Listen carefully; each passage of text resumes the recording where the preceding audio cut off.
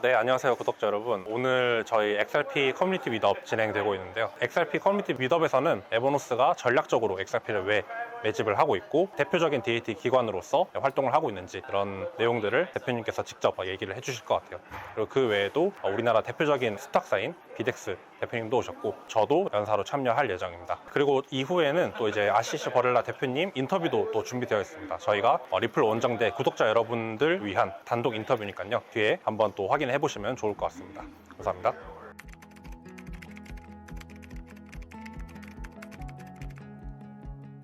Okay, welcome to Seoul, Asheesh. It's a real honor to have you here, and Korean investors are very excited about what Evernode is doing. So let's start with a quick introduction. You've been a key feature in blockchain for over a decade now. Could you share a few highlights from your journey so far? When I started in blockchain, there were only 3 cryptocurrencies. There was Bitcoin, and there was XRP, and I believe the third one was Litecoin. So there were only 3, and very, very little use of blockchain. So, market cap of blockchain was not even $1 billion. And today, you have the blockchain well over $1 trillion in market cap. So to see the birth and the start of blockchain, to see how far we've come now, where the biggest giants from around the world are adopting blockchain, has been an incredible highlight of my career. And I think we're just getting started. And I think that the more financial companies that come onto blockchain, the better for the industry. So you really saw the industry evolve from the very beginning? Yes, from the very beginning. And you used to tell people that, I work in cryptocurrency, and they would say, what is cryptocurrency? I've never heard of that. And so you have to explain again and again. Today, I think most people in business, definitely in finance, have heard about blockchain. So we've come a long way from the early days. Okay, so given your experience, it seems like you had many options. But what was the driving force that led you to build Evernode, and is there anything you want to solve for XRP investors? Yeah, that's a good question. So I think it's too hard for most people to buy cryptocurrency. You have to go to an exchange, you have to open an account, you have to secure your cryptocurrency, and then if you get XRP, then what do you do with it? It just sort of sits there. And so I thought, hey, why not make it as easy as going into your bank account and your brokerage account and buying XRPN? That's the stock. And then I take care of putting that XRP for Evernode to work, earning yield and doing more things with it and building out the XRP DeFi ecosystem. So that's what I mean by it's an active management of the treasury.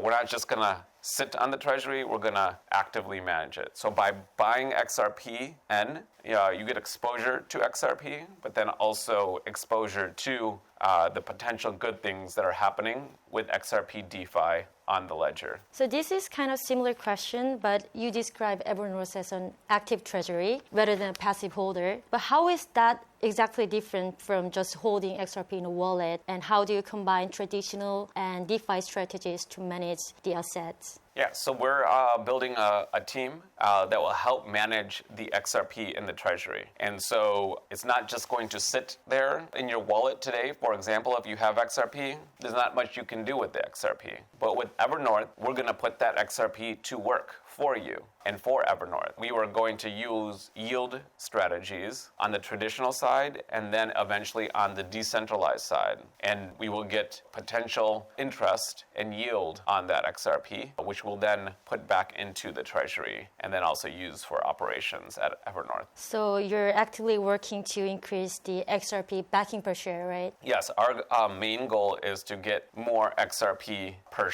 share of Evernode through yield and through other strategies. And so that is our metric that we are trying to maximize for. Evernode recently completed a major milestone with a NASDAQ listing under the ticker XRPN.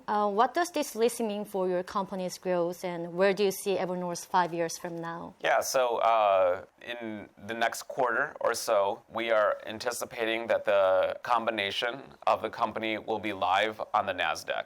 So we have the ticker symbol right now, XRPN, but they haven't merged yet. So the government, SEC, has to approve the transaction, and then it will merge and be listed on the NASDAQ. And then after that, we want to start working on the DeFi strategies and start putting the XRP treasury to work. So active management of the treasury. In 4 to 5 years from now, we want to accumulate more XRP for Evernode. And then we want to maximize XRP per share. And lastly, we want to help accelerate the adoption and growth of the XRP DeFi ecosystem. So get more institutions and more people actively involved around the XRP ecosystem.